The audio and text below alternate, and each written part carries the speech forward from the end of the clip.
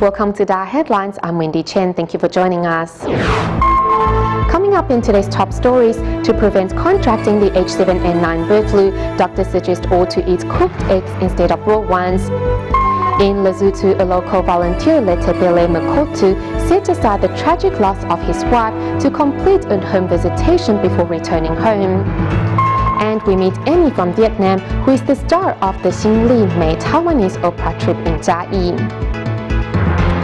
First up in today's program, in the United States, the twin bombing at the Boston Marathon on April 15 left 3 dead, including an 8-year-old boy, and over 100 injured, as there were 7 Taiwanese athletes who took part in the event. The Taipei Economic and Cultural Office in Boston quickly took steps to contact them to confirm their safety. As athletes participating in the Boston Marathon arrived one by one at the finish line, the race was suddenly interrupted by 2 bombings that killed 3 and injured over 100. Among the athletes were 7 Taiwanese residents who fortunately were unhurt. Our Boston office will keep in close contact with the local police department and keep an eye out of any updates. If necessary, we will seek assistance. Taiwan's Ministry of Foreign Affairs has confirmed the safety of the overseas Chinese community and international students. However, after the news of the bombing spread, travel agencies were left in a state of chaos, as Boston is one of the must-visit destinations in the United States. Calls were made immediately to local tour guides to confirm if schedules needed to be adjusted. The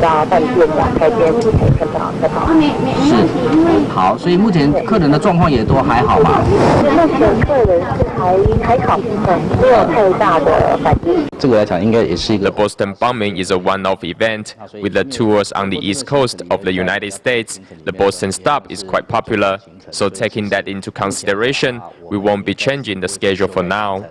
Travel agencies state that the tour groups to the east coast of the United States are fully booked for April and May, and to date, no client has called to cancel their trip. Nevertheless, those living and traveling abroad are to remain alert and vigilant.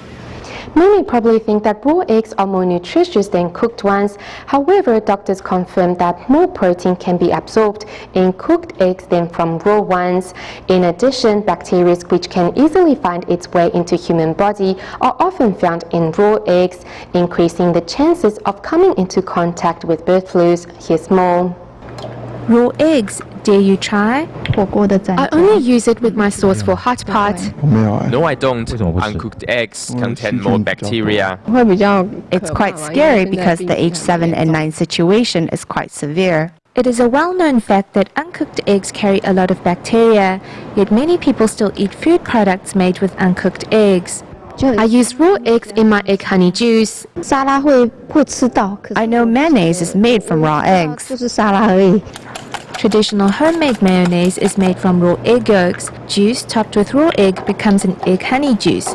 But watch out for what you eat. When an egg is laid, it doesn't land in a bacteria-free environment. It lands in a hand treatment, and bacteria can easily find its way into the egg, infecting it.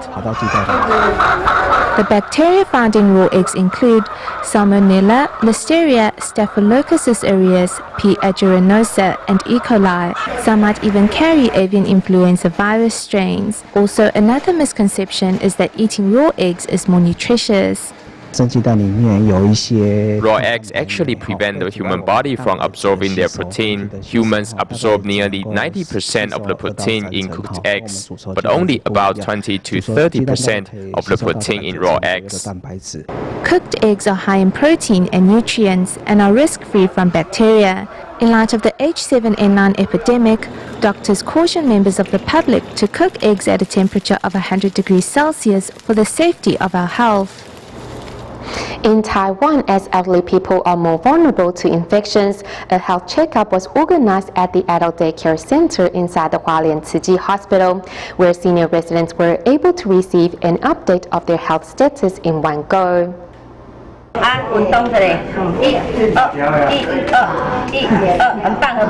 Here at the Adult Daycare Center inside the Hualien Tzu Chi Hospital in Taiwan, today medical staff are holding a checkup event to safeguard the health of these seniors.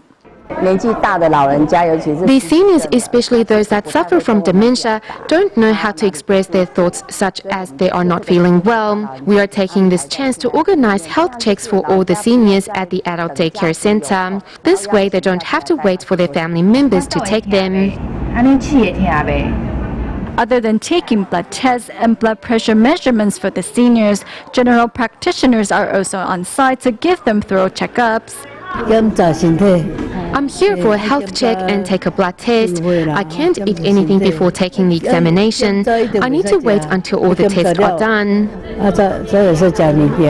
This time, the health examination is not only joined by medical staff at the Adult Daycare Center, but also medical volunteers and students from the Tzu Chi College of Technology. Thanks to the event, these seniors' health are well taken care of.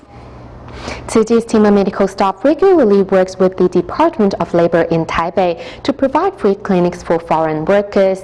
The recent event consisted of dental, ophthalmology, and several other medical services. Here at the free clinic, we work like a small hospital. We help patients fill out registration forms. The most important thing is to care for their mind and body. The Taipei main station, a busy transportation hub, was recently turned into a venue for Tzu Chi's free clinic for foreign laborers. Despite being a temporary service, the medical team provided a comprehensive range of medical services, including dentistry and ophthalmology. Some medical students were also inspired to join. Joining in the free clinic helps us learn something we will not learn in class. We have to take part in such events more often as a way to hone our medical skills. As doctors, we have to learn from our patients to treat them like family and listen to their needs. For the medical students, here they have a chance to meet patients from different backgrounds. The medical students will learn from the unity and efforts of the community volunteers as they teach these foreign workers how to take care of themselves and improve their health conditions by giving them the warmth they would experience at home. At the free clinic, foreign workers and the medical volunteers chat like old friends as these foreigners work to make this island country their second home.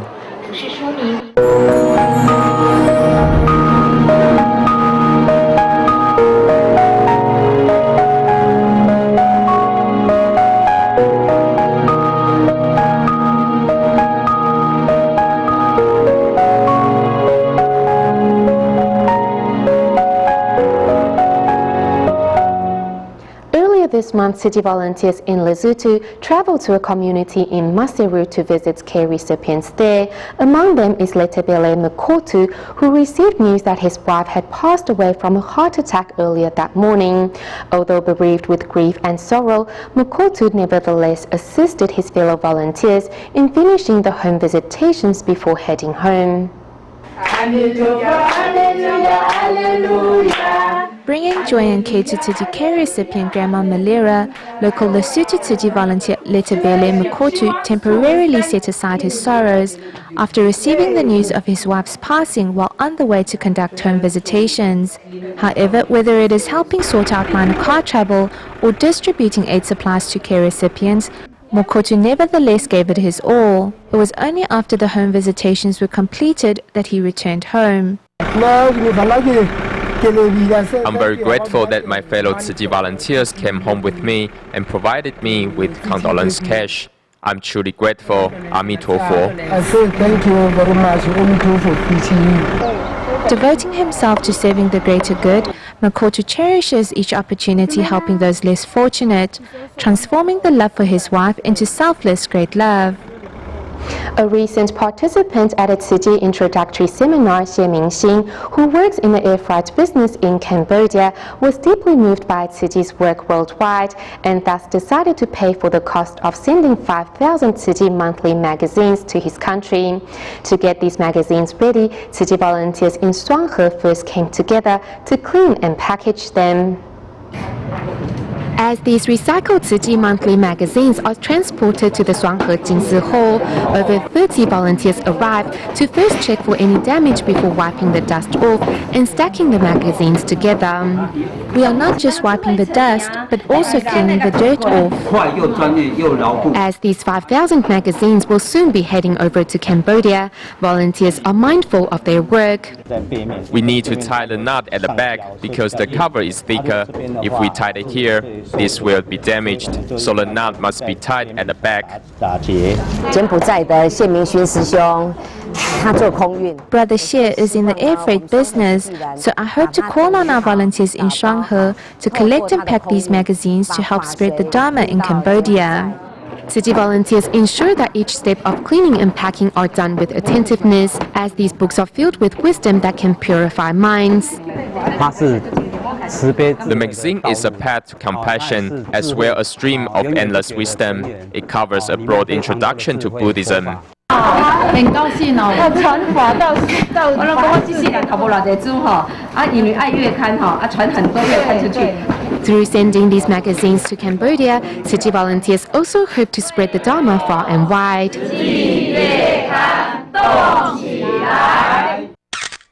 Jordan Tzu volunteer Chen Qiuhua, while on a trip back to Taiwan, was invited to share his experiences in carrying out Tzu's work abroad at the Tzu Commissioner Training Seminar in Yonghe District of New Taipei City. Let's take a look. Through video clips, participants at the training seminar in Yonghe, New Taipei City are learning how Tzu volunteers in Jordan care for Syrian refugees. When you feel helpless, how do you cope with it emotionally and overcome the challenge? I watched the footage of when Master Zheng Yan was building the Tzu hospital and how she was biting her lips. I watch it over and over again. What we do is so insignificant compared to the master.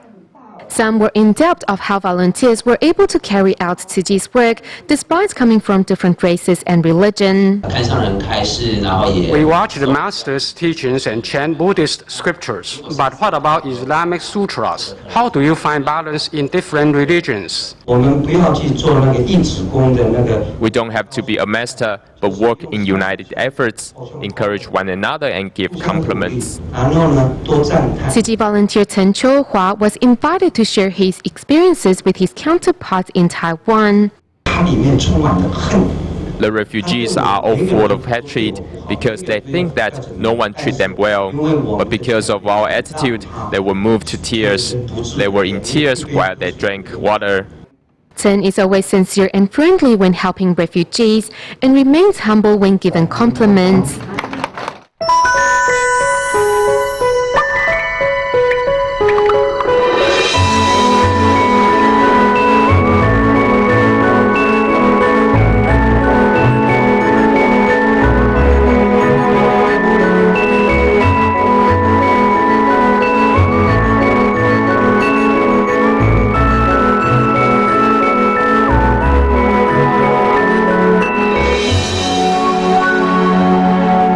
In our next report, we meet Annie from Vietnam, who originally came to Taiwan as the star of the National Vietnam Circus, but married a Taiwanese man and ended up staying here for good.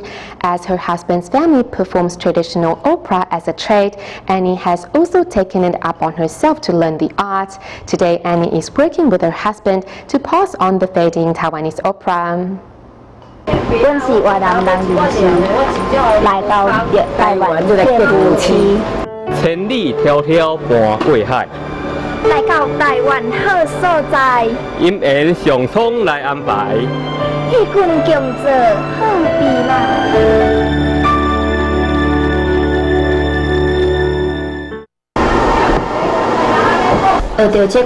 It was difficult in the beginning for me to learn opera as I don't speak Taiwanese. I couldn't understand what they were saying on stage. On this day, a local temple is holding a worship ceremony, so the company gets ready for a performance. Like usual, Annie's child heads out to work with her parents. As Taiwan's current economic situation isn't ideal, performances do not pay as well. And slowly, traditional opera companies are dwindling. For those who have survived, the routine has not changed. Backstage getting ready for performances after performances. Slowly, those robust young men are getting older.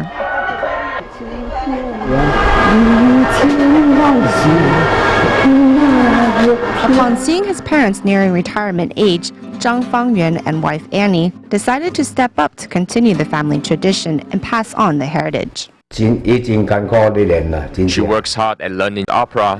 She will first write words down phonetically in Vietnamese, then translate it into Taiwanese. It's a difficult road, and we of course don't want her to work this hard. But since this is our family business and our son decided to take over, it's the path they face.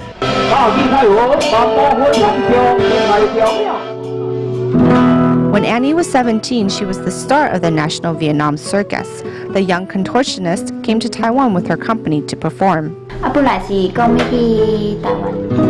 In the beginning, it was just performing in Taiwan, not for marriage. But then I met my father-in-law and saw how nice his family was after visiting them. The whole family was very kind to me. There were 3 or 4 girls in the group, and I saw how respectful this one was. She always cooked meals for the other members in her group, so I invited her to my house for dinner. I was paving the way for my son. It's intriguing how fates collide as the son and Annie's whirlwind romance started. It was later on when I finally realized what my parents' plan was all along. They wanted to see if I could marry her and have her be my wife.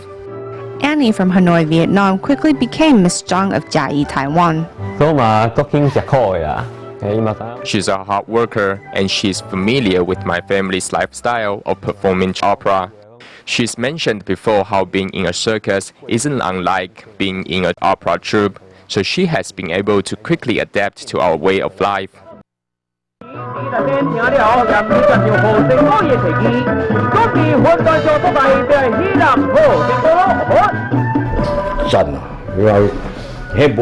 We didn't ask her to come here to work for us. We asked her to join our family and be our daughter-in-law. Because of her determination and effort, Annie is also falling in love with her second homeland, Taiwan. I told my son she's very far away from her home in Vietnam. You need to take care of her. To inspire children to cherish their blessings, students from the Tzu Chi Parents-Child class in Tainan City visited the Pingdong Bethany home. 2 months prior to the visit, members of the class held a fundraising activity, of which the proceeds were used to purchase daily necessities to donate to the special home. With encouragement from members of the Tzu Chi Parent-Child class, children from the Pingdong Bethany home dance happily. Later, everyone joins hands and dance like a big happy family. Tzu Chi volunteers provided these children the chance to be loved by someone. Tzu Chi's DaAi mothers are filled with compassion. Today, members of Tzu Chi Parent and Child class in Tainan City are holding their class at Pingdong Bethany home in hopes of educating these youngsters the importance of cherishing their blessings.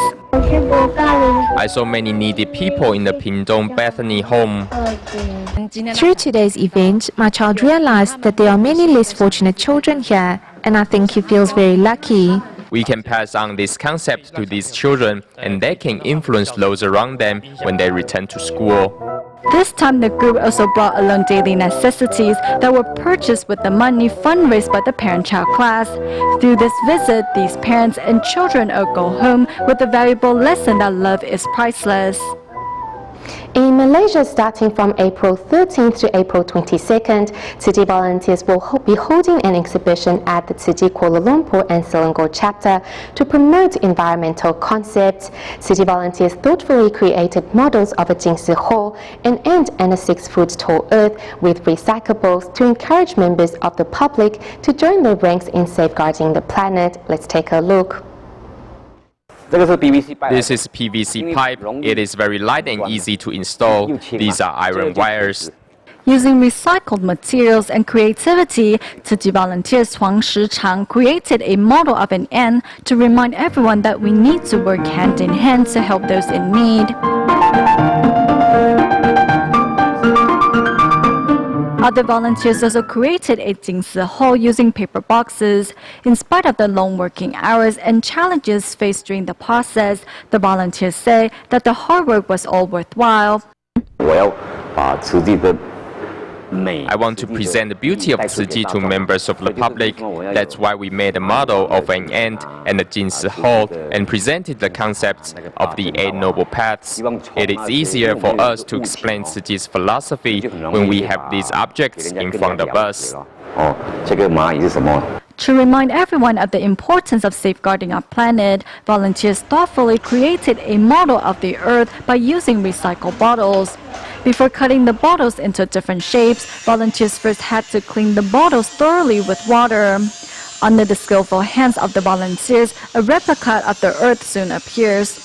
We can attract the attention of passerby if we have a model of the planet, and they are more likely to spend more time here. It gives us more chance to introduce the concept of recycling or environmentalism. The volunteers' thoughtfulness gives these recyclables a second lease of life, and most importantly, reminds others of the importance of protecting our Mother Earth. The recent downpour in Taiwan was a major headache for fruit and vegetable farmers, as many crops suffered damage from the rains. The Eco Kitchen, a restaurant established by Hualien's Huadong University, thus worked in conjunction with a nearby organic farm to salvage these failed harvests, which are otherwise turned into fertilizer. Some simple seasoning and uncomplicated cooking brings healthy dishes to the table. These vegetables were not fit for the market as they all suffered damage during the recent spate of heavy rains in Taiwan. Salvaging these vegetables has been the work of Donghua University's Eco Kitchen. We want to let the consumers know that although some vegetables are slightly damaged, they are still just as tasty and edible. We should appreciate our food as it is hard to come by. These damaged fruits and vegetables have a shorter storage life and were once used as fertilizer. However, since joining efforts with Eco Kitchen, the farm's fruits and vegetables have found their way into the kitchen instead. Although this means the restaurant does not have a set menu, each dish is nonetheless just as appetizing. Although some of the dishes they serve might not be to our liking, we will still finish them. The concept of cherishing food has encouraged diners to appreciate their food and finish everything on their plate. You won't see disposable utensils here. Our chopsticks are all stainless steel, and you won't see anything made from plastic. Our purpose is really trying to set an example, not to make money, and we want the consumers to see this. That is our intention. Supporting a local organic farm and a healthy diet while creating a stronger sense of environmental awareness in the public, the Eco Kitchen restaurant has created a win-win situation for both man and nature. Staying in Taiwan at the end of today's program, as this year marks the 20th anniversary of Tzu Chi's work in bone marrow donation, Pingdong Tzu Chi volunteers decided to hold an event to promote blood donation inside a local shopping mall. We'll leave you with these images. Thank you for watching DaAi Headlines. Goodbye.